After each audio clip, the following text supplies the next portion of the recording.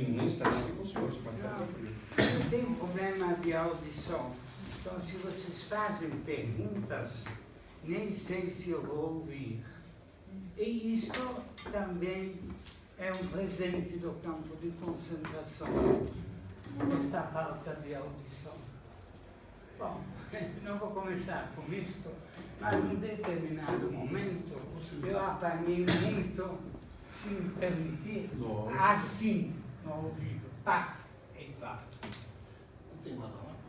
Eu fiquei 2, 3 dias sem ouvir nada, até a audição. Eu posso servir um pouco d'água? Porque não temos uísque. Não, Por isso enquanto. eu não bebo. Se não bebe, tem muita gente que bebe. Bom, meu nome é Michel. Eu nasci na Polônia, 92 anos atrás. Meus pais e eu, claro, filho único, mudamos para a Bélgica quando eu tinha 6 anos de idade. E lá, na Bélgica, fomos surpreendidos pela invasão alemã.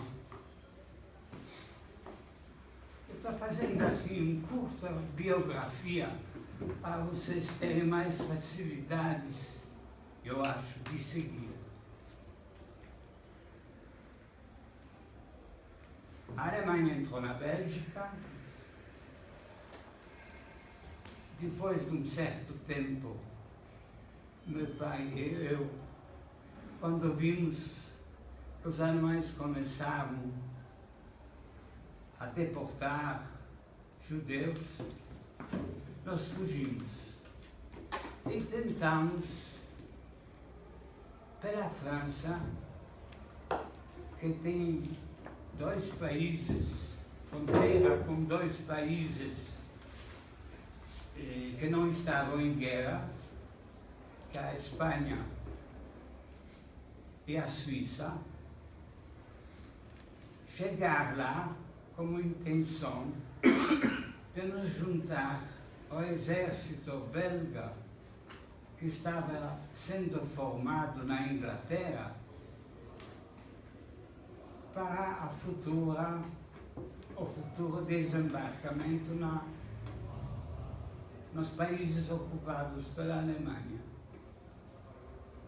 Só, eu não vou entrar em muitos detalhes, porque senão ficamos aqui uma semana. E não deu certo. Fomos presos diversas vezes, fugimos outras vezes.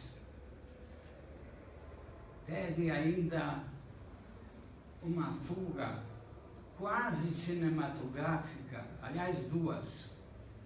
Não sei se vou entrar em tudo isto, mas no fim nós nos juntamos a um grupo organizado para ir para a Espanha, que era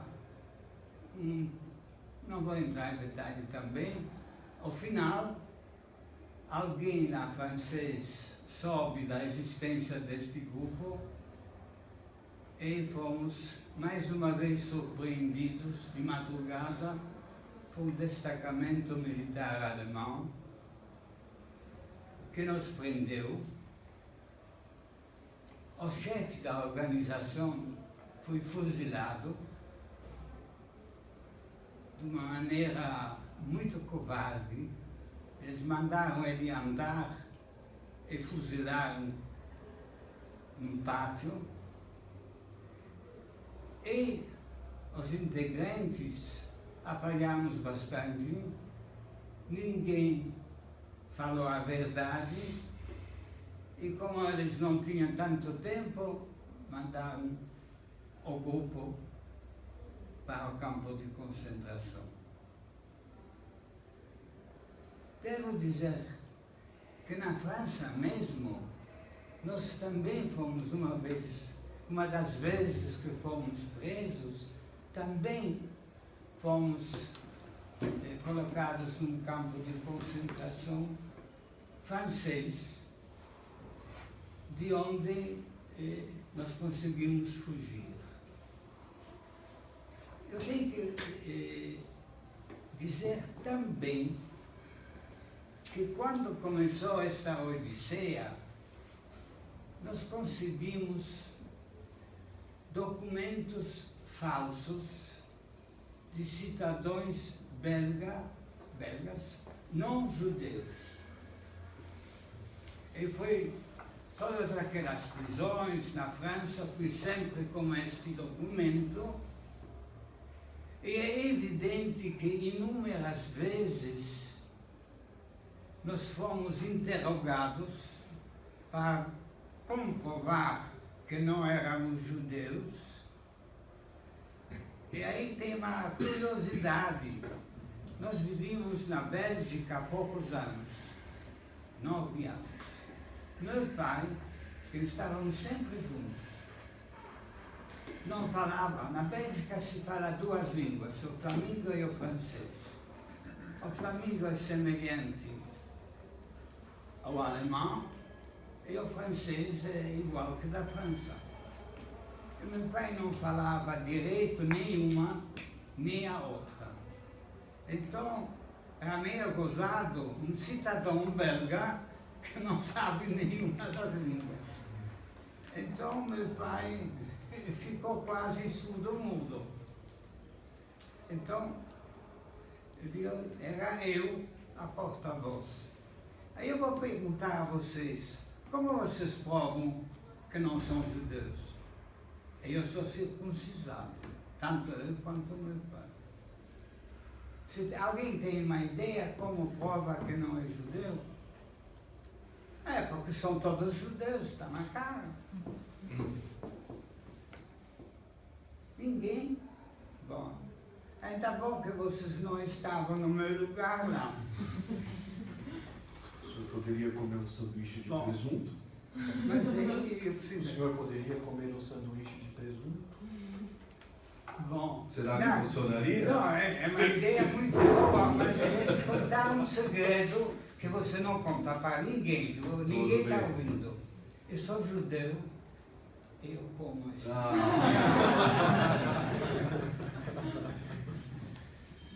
Bom, eu me preparei.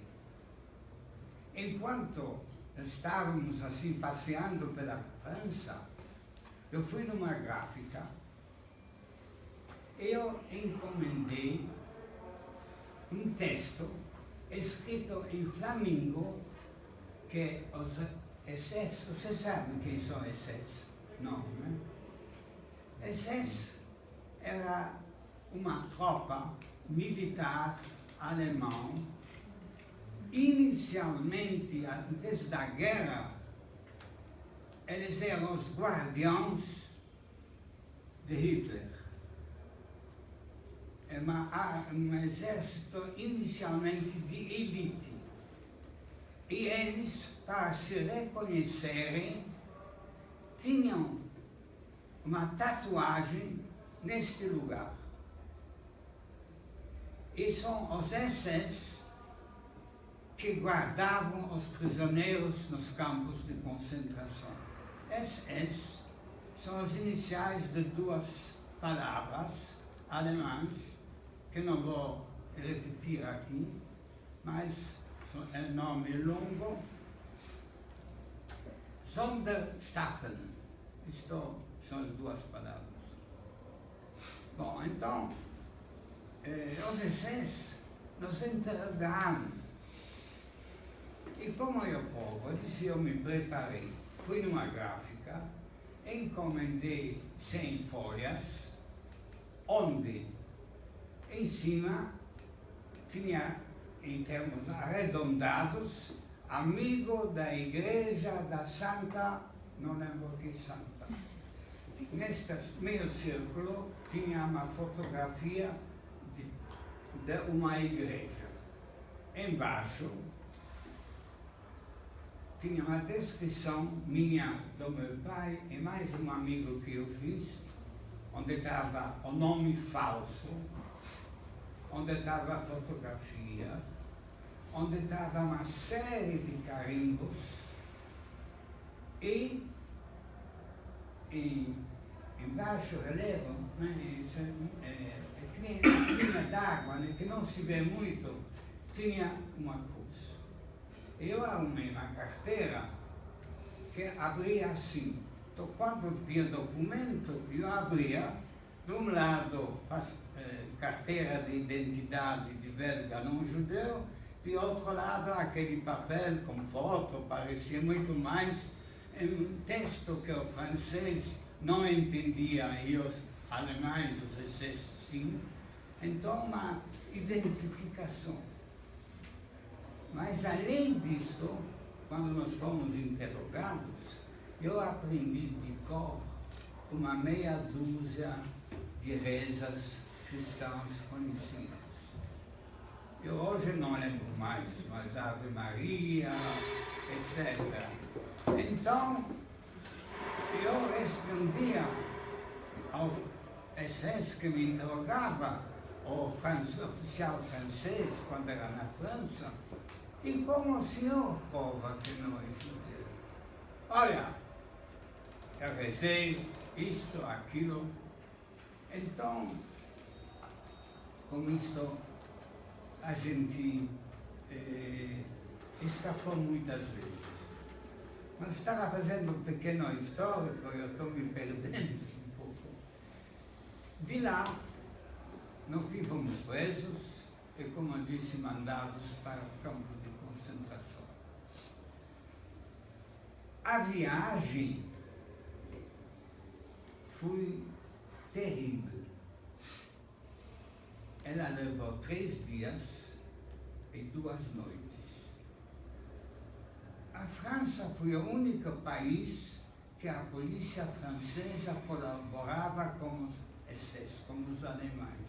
Nos outros países, a polícia local não se metia e eram os próprios SS que executavam o cargo. Eu falo isto para dar a vocês uma ideia de como era a França naquela época. Então, chegou o trem, 2 gendarmes franceses ficaram na porta do vagão. Não eram vagões para passageiros, mas eram vagões para transportar vacas, animais. E eles batiam na gente com paus para tentar colocar o máximo de prisioneiros dentro do vagão. Nós ficamos tão apertados, eu acho que mais que sardinhas naquelas latas, de tal maneira que se você mexesse a mão, não tinha mais o lugar para voltar. Claro que as vacas não estão interessadas para ver o que se passa lá fora do vagão, então não tinha janela. Era em dias quentes. As nossas necessidades fisiológicas, primeiro não tinha banheiro, em segundo lugar não dava para se mexer. Então vocês imaginam o que acontecia. Sem ar,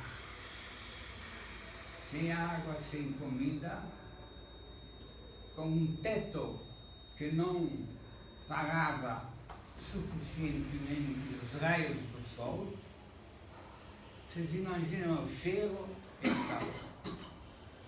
Ficamos assim 3 dias e 2 noites até chegar no campo. Quando chegamos no campo, foram abertas as portas e os prisioneiros foram saindo.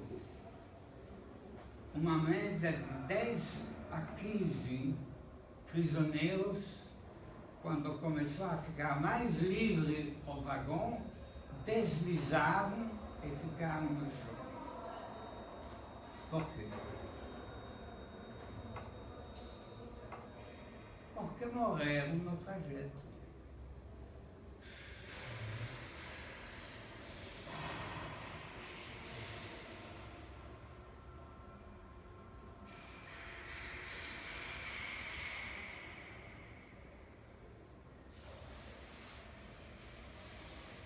Agora, no campo.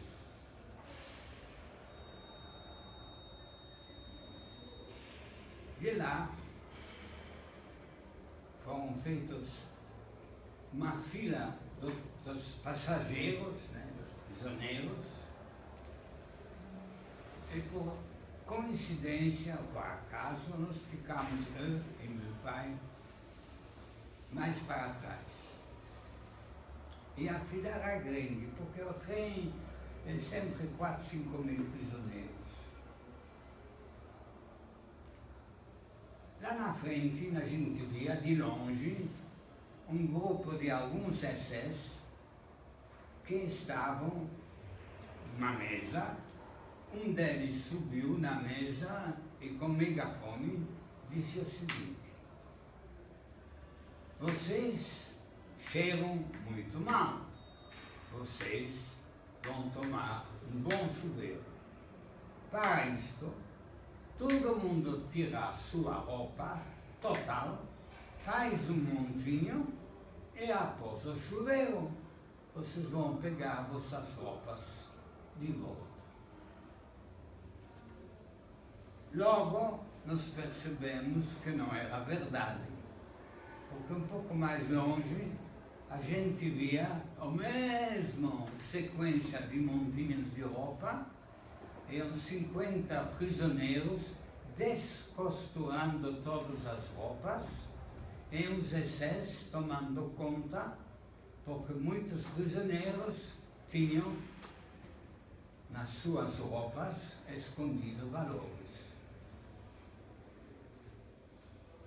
Eu e meu pai também tínhamos. Naquela época não havia zíper. Então, onde o homem hoje usa zíper, usava-se botão. Como nós morávamos em Antuérpia, na Bélgica, que é uma das capitais de diamante naquela época e até hoje, uma das maiores, a minha mãe costurou atrás de cada botão um diamante, porque você não sente, você pensa que é o botão. Nós tínhamos nos sapatos, enfim, tínhamos uma certa quantia. Eu e meu pai. O que vocês teriam feito? Tentado contrabandear? Porque falta acrescentar uma coisa. O SS já disse o seguinte: cada um que vai passar por nós vai ter que abrir a boca bem grande para ver que não tem nada escondido, vai ter que se abaixar e abrir as nádegas bem grande para ver que não tem nada escondido. Se alguém tiver, vai ser fuzilado na hora. Agora volta à pergunta: o que vocês teriam feito?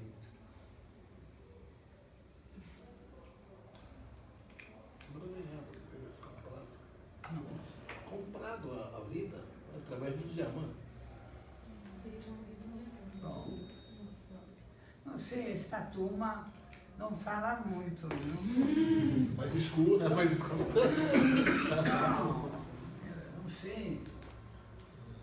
Colega que disse engolir.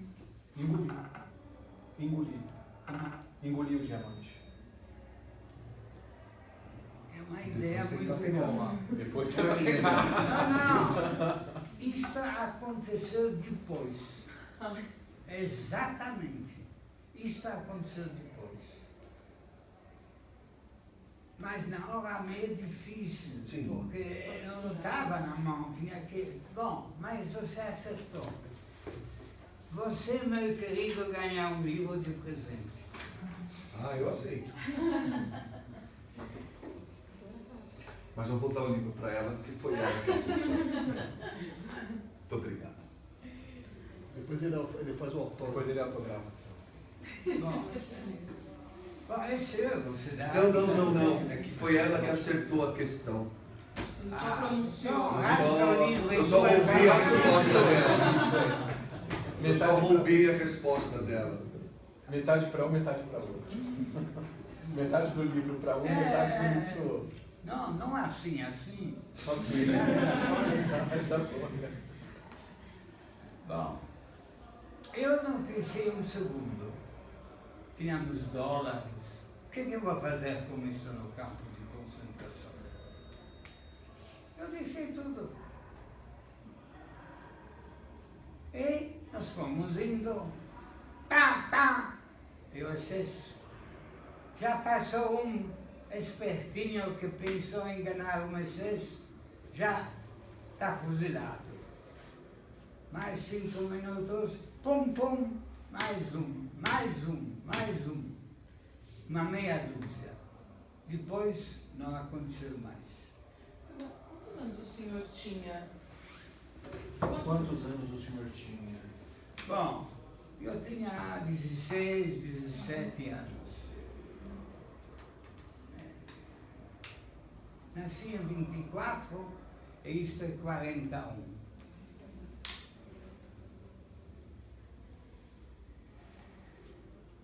E eu vi de repente que a fila avançava mais rápido.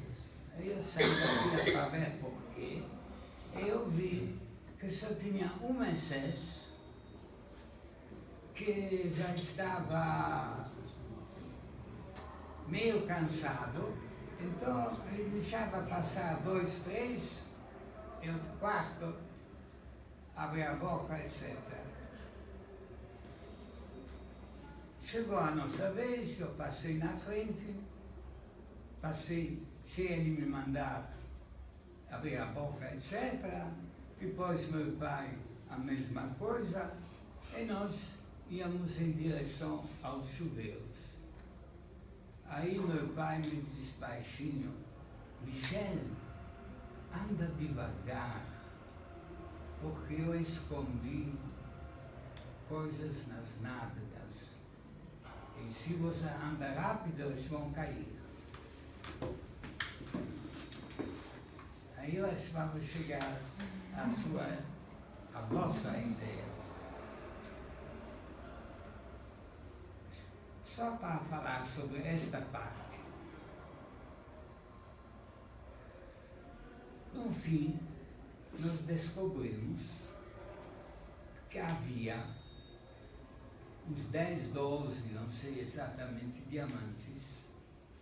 E meu pai usava uma hérnia. E uma hérnia tem uma parte, todo mundo conhece, né? Tem uma parte que segura anatomicamente. Então, a gente abriu isto, escondeu os diamantes avulsos lá dentro e estava praticamente invisível. Mas tinha um outro negócio que era um pacote mais ou menos retangular, um pouco mais comprido. E estava embrulhado assim num tipo de plástico. Então a gente não abriu. Mas como você esconde algo quando não existe armário para guardar as coisas? Como você esconde algo que vive e mexe, você anda nu?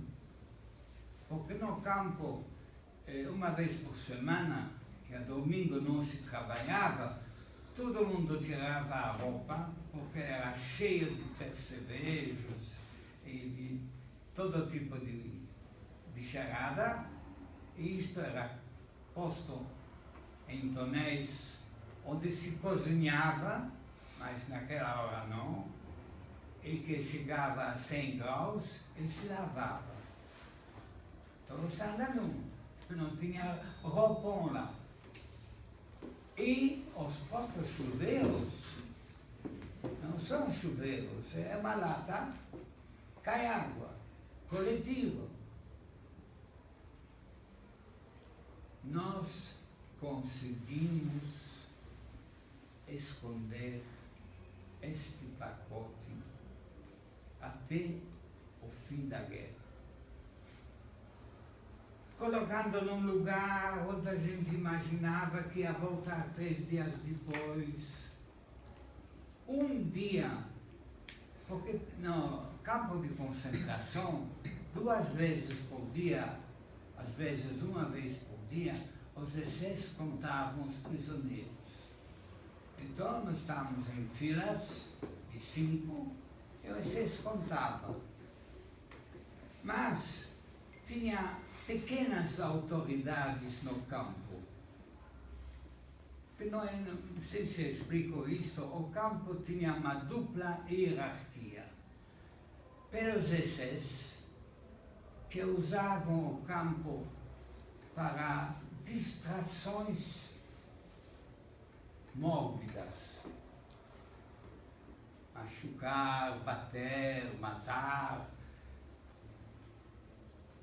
O pior que vocês podem imaginar, os exércitos faziam com os prisioneiros. Agora tinha uma verdadeira hierarquia dos prisioneiros, que eles organizavam realmente o campo.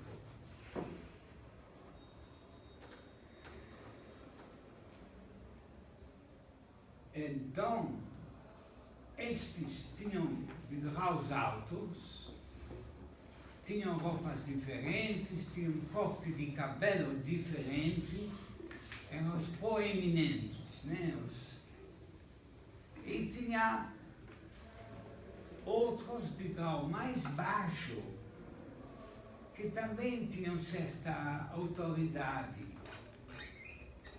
Então, estes aproveitavam que todo mundo estava em fila e não podia se mexer, para passar a revista e procurar se alguém tinha alguma coisa no bolso.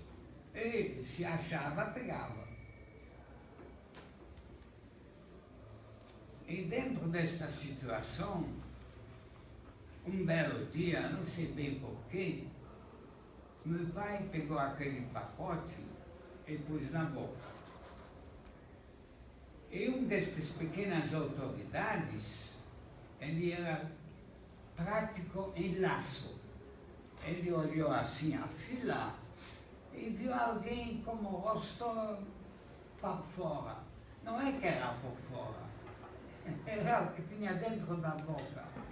Então, pá! Ele jogou o laço. E meu pai, que não esperava isto, engoliu. E aí, ele sabia que tinha um lugar para onde ia sair. Como era a latrina no campo de concentração? Era um buraco e uma tábua na frente.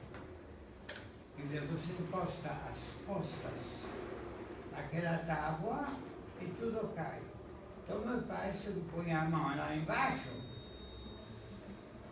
até achar o pacote. Este pacote, como disse, conseguimos salvar. Trouxemos, depois da guerra, conosco, e a gente abriu. Não sabíamos o que havia. Havia uma nota de $500, que é muito raro, onde todo o centro estava corroído, mas os 4 cantos estavam perfeitos. Neste caso, a nota vale. Mas, como a estação de guerra e tudo mais, nós a trocamos por $250 normais. E dentro desta nota havia uma broche em diamante. Com o tempo eu refiz esta broche, e as moças conhecem bem, para ser uma broche que se separa em duas partes. E a minha neta, quando casou, usou isto no vestido de casamento. Agora, as outras diamantes, aconteceu o seguinte. Isto lhes dá uma ideia de como funcionava o campo de concentração. Meu pai estava sozinho, assim. Fora de horas de trabalho, domingo, a gente ficava no campo. Eu ficava assim, não fiz nada, não fazia nada. Passou um graúdo dos prisioneiros, entre parênteses, no campo de concentração havia de vez em quando enforcamentos. Quem tentou escapar, ou quem fez uma coisa muito grave era enforcado. E ele era aquele que enforcava. Então, para dar a vocês uma ideia, quem ele era. E não sei porque ele cismou com meu pai. E fui dar uns tapas nele. Agora, se eu lhe dou um tapa, o que você vai fazer? Não, você vai proteger o rosto. Meu pai foi proteger. Quando ele não era idiota, quando ele viu tudo, ele rasgou as roupas do meu pai, rasgou o cinto e achou os diamantes. Agora, eu não sei se eu entro num muito pequeno detalhe sobre este assunto. Vocês querem saber um detalhe? Sim. É o seguinte, eu vou totalmente parar o meu relato em sequência. Vou fazer uma pergunta. Não, antes da pergunta, desculpe, eu vou falar outra coisa. Eu tenho algumas estatísticas. O nosso trem chegou, como dizem, entre 4 e 5 mil prisioneiros. Quantos vocês acham que saíram vivos?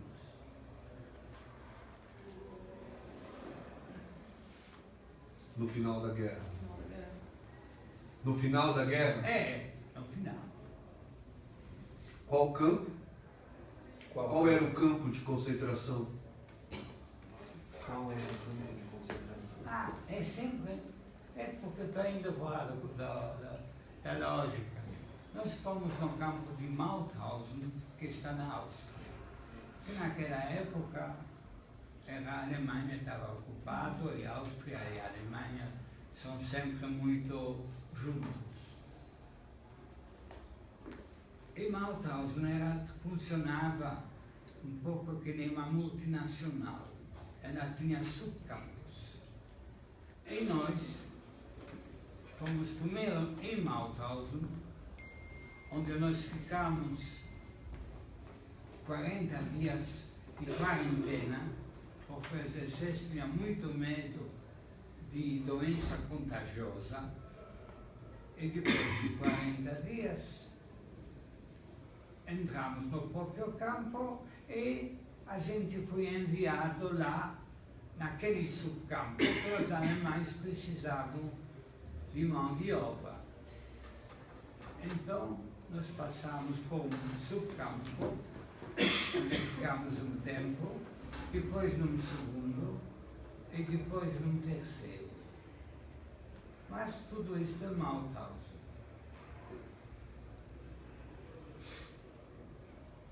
Agora, eu vou voltar à pergunta quantos sobreviveram, eu vou responder que ninguém pode adivinhar. 22. Entre os quais meu pai e eu. De 4 mil. Estes 3 subcampos. De 4 mil, 22 4 a sobreviveram. 5 mil. Não 22 dá para sobreviveram. saber quantos foram empurrados, porque um vagão se contava 200 prisioneiros e os trens tinham sempre 20 e poucos vagões. E agora eu tenho uma outra estatística. Dos 3 campos, tinha o pior. Embora em tese todos iguais, mas pela situação eram diferentes. No pior dos 3, sempre a mesma população, 4, 5 mil, porque todo dia havia mortos e havia substituição. Quantos vocês imaginam que morriam por semana? Eu vou responder. 1000. Quer dizer, a sobrevivência média era 1 mês.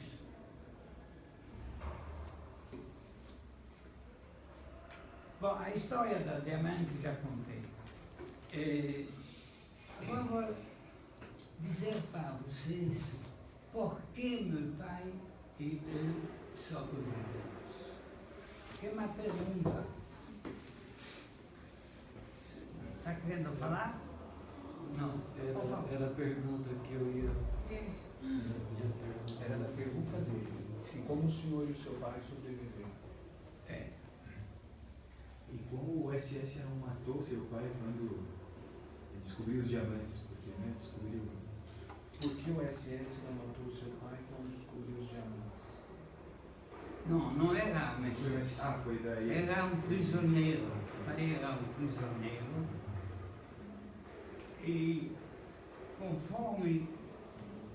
Bom, eu vou responder isso aí um pouco, mas é demorado. Ele pegou os diamantes. E eu sabia que ele ia matar à noite meu pai e eu. Para ninguém saber que ele tem diamantes. Conforme eu vou responder outra coisa, eu vou dizer o que eu fiz para isto não acontecer. Bom, a pergunta é como eu sobrevivi nos 3 campos. É o seguinte, começou no começo. Quando nós estávamos na quarentena, de repente aparece um prisioneiro que a gente viu pela Europa, e como falei, pelo corte de cabelo, que era alguém importante, e ninguém podia entrar na quarentena, mas ele entrou. E eu vejo gente em volta dele, eu vou lá, o que acontece? Eu ouço ele falar que ele procura alguém que sabe traduzir do alemão para o flamengo, que é uma das línguas da Bélgica. Falei, eu. Ele me disse, olha, se você não souber, eu te mato na hora. Porque eu vou te apresentar que sabe, e se não sabe, eu vou dar mais lições. Pensa bem. Falei, não tem problema, eu te garanto. Agora, se você traduz bem, você vai ganhar uma sopa que é dada aos SS. Que é um prêmio enorme. Ele me leva no escritório central dos SS, da organização. Eu vejo umas 50, 60 meses com SS trabalhando, né, escrevendo. É o coração de todos os departamentos, todas as filiais de Mauthausen. Ele me senta numa mesa, me dá um texto, que para mim era simples de traduzir, porque eu falo, hoje eu não falo mais, mas na época falava perfeitamente.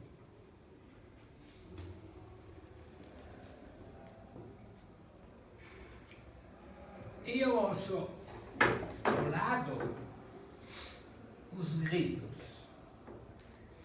Eu olho lá e eu vejo 4 SS batendo num prisioneiro que está no chão, com caibos, quebrando os ossos do braço e da perna para ele não poder se levantar. E eles gritando para o coitado, mas como você teve a coragem de dizer que você não é judeu quando você é judeu? E ele responde, eu sou católico, eu não sabia que eu tinha um avô judeu que morreu antes de eu nascer. E eu estou sentado nesta distância. Até ele acabar de se mexer. Agora, este ato de eu ter feito a tradução, quando nós chegamos naquele primeiro campo, o chefe do campo era este luxemburguês. Então, quando ele falou, precisa alguém que fala alemão, eu me aproximei, se lembra, papapá, ah, sim. Então, eu fui secretário de quem era o chefe do campo. E aí eu vou fazer uma pergunta a vocês. Que eu era, em certo sentido, tinha muito poder. Mas eu não fazia nada, estava fazendo o trabalho que tinha que fazer no escritório. Um dos trabalhos era ter uma ficha de cada prisioneiro em que comando, quer dizer, que grupo de trabalho ele estava. Então eu tinha condições de mudar alguém de um comando para outro. A minha pergunta, quem imagina que lugar eu dei para meu pai? Esta pergunta vale $1 milhão. Quem sabe responder ganha $1 milhão.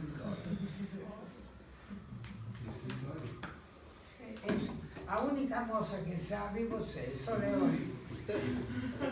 Ele falou escritório. Escritório. Perdeu $1 milhão. Quem mais quer perder $1 milhão? Na cozinha? Na cozinha? Perdeu $1 milhão. Oh, eu vou parar porque alguém vai terminar por terminar. Eu coloquei ele no banheiro, de limpador de banheiro. Por quê? Por isso é difícil de imaginar. Por quê? Porque lá era uma construção nova, tudo azulejado. Meu pai, quando todo mundo ia trabalhar, vamos dizer 8 ou 9 horas, pegava um esguicho e limpava tudo. Nenhum SS nunca ia entrar lá. À noite é a mesma coisa. Então, todo mundo ia dormir, não podia mais sair, limpava de novo. E agora, quando eu estava no escritório, os próprios SS que vinham aparentemente para organizar, mas na realidade como brincar com a vida dos prisioneiros, mas também isto cansa, né? Bate um, bate outro, aí depois. Então eles vinham muito no escritório. E aí, com o tempo, eu acabei fazendo parte dos próprios SS. Além, ademais, que de vez em quando alguém precisava um relatório, alguma coisa escrita, eu fazia. Então, eu era quase tratado como um funcionário numa firma. E aí que você falou da cozinha, aí eu ia mesmo na cozinha e dizia, sabe, tem uns SS que voltaram de um serviço extra elas estão com muita fome, me dá 2 pratos recheados de carne. E o que eu fazia com os 2 pratos? Eu ia no banheiro. Parece cômico, né? Bom,